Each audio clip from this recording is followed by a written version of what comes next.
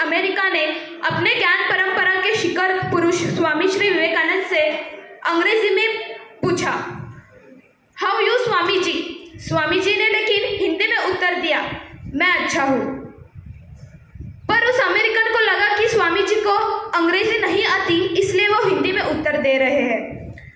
पर उस अमेरिकन को टूटी फूटी हिंदी आती थी, तो अगला सवाल उसने हिंदी में पूछा, भारत से यहाँ आके कैसा लग रहा है। स्वामी जी ने तब अंग्रेजी में उत्तर दिया, I am feeling good, your country is beautiful. American ने कहा, मैंने जब आपको अंग्रेजी में प्रश्न किया तो आपने हिंदी में उत्तर दे दिया, मैंने जब आपको हिंदी में पूछा तो आप अंग्रेजी में बोल रहे हो, ये क्या पहेली है। स्वामी जी मुस्कुराए और बोले, जब तुमने अपनी मातृभाषा में प्रश्न किया तो मैंने मेरी मातृभाषा में उत्तर दिया, जब तुमने मेरी मातृभाषा का सम्मान करते हुए हिंदी में प्रश्न पूछा तो मैं तुम्हारी मातृभाषा का सम्मान करते हुए अंग्रेजी में उत्तर दिया। 130 साल हो गए इस घटना को, लेकिन स्वामी जी ने कही हुई बात समझने में हम आज तक भी असमर्थ है। हम ये नहीं समझ पाए कि मोची राजनीति की पहला षड्यंत्र यही है कि हम टुकड़ों में बांट दिया जा रहा है, जाति के नाम, कभी क्षेत्र के नाम तो कभी भाषा के नाम। स्कूल तो हम रोज जाते हैं, एक क्लास में ज्यादा बच्चे हो तो क्या होता है, उन्हें कंट्रोल करना आसान हो इसलिए वे सेक्शन में बांट दिया जाता है, छोटे छोटे सेक्शन में, जैसे कि ABCD वगैरह। स्कूल में तो ये बात बिल्कुल सही है, लेकिन लोकतंत्र में ये सेक्शन बांटना गलत है। पॉलिटिशियंस हमें कंट्रोल करना चाहती है, इसलिए हम एकजुट से रहें, ज्यादा गिनती में रहे तो उनका काम मुश्किल हो जाएगा। जाहिर है हमें तोड़ना और बांटना जरूरी है। अब ये हमें तय करना है कि हम राजनीति के निहित स्वार्थों के भेंट चढ़ जाएंगे, बढ़ जाएंगे, कट जाएंगे या फिर कह देंगे, कांटों से नहीं कटते ये बाटे, बाटे से नहीं बढ़ते नदियों के पानियों के सामने आरी कटारी क्या। नमस्कार, मैं हूँ समृद्धि साय और आज मुझे क्रांति पिता स्वामी दयानंद सरस्वती जी का एक कथा याद आ रहा है कि भूल करना बुरी बात नहीं है, भूल करना बुरी बात नहीं है, भूल करते रहना बुरी बात है। जाने अनजाने में मैं और आप भाषा के नाम पर बंटने की भूल करते चले आ रहे हैं। इसलिए जरूरी यह है कि ये भाषा के नाम पर बंटवारा कब शुरू हुआ था, इसके पीछे योजना क्या थी, नीति क्या थी या फिर षड्यंत्र क्या था, ये जानने की।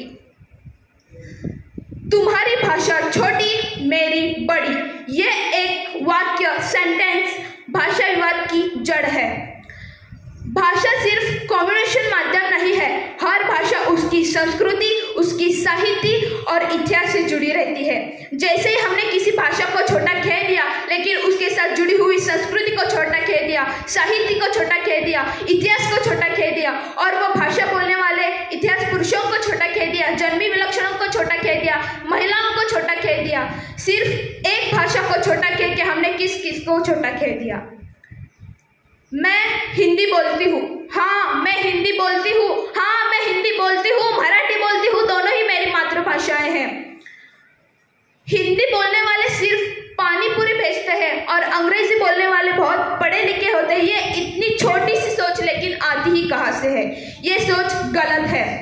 मैं वर्षा में रहती हूँ, महाराष्ट्र मेरी कर्मभूमि है। मुझे अभी तक कन्नड़ भी नहीं आती, लेकिन कन्नड़ का आदर जरूर आता है। अपने स्कूल में बहुत सारे विविध सुविधा है। 8वीं से 10वीं तक कन्नड़ के माध्यम है। मैं किसी जाने पहचाने कन्नड़ के विद्यार्थी के साथ मिलती हूँ तो 2-4 शब्द ही सही, टूटी फूटी सही कन्नड़ सीख जाऊँ, कन्नड़ का सम्मान कर सकूँ। आज पूरी दुनिया में हिंदी बोलने वाले और समझने वाले लोग 80 करोड़ से भी ज़्यादा है। साल 1835 में लौटते हैं। यह साल वही था जिस दिन अंग्रेजी के कसौटी पर भारतीय भाषाओं की कमतरता रह गई थी, भारत पर अंग्रेजी थोप गई थी। इस घटना ने भारत में पहली बार अंग्रेजी की भाषाओं की बीज बोया था। भाषा विवाद शायद ये पहली बार सुनने में आया था।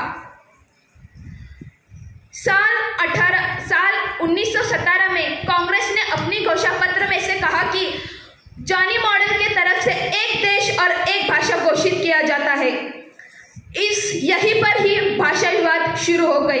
दुर्भाग्यवती है कि कांग्रेस के इस योजना को महात्मा गांधी जी का आशीर्वाद प्राप्त हो गया। आज हिंदी दिन पर मैं इतना ही कहती हूँ कि भाषाएं और माताएं छोटी या बड़ी नहीं होती, सिर्फ वो तुम्हारी और मेरी होती है। आपने बड़े धैर्य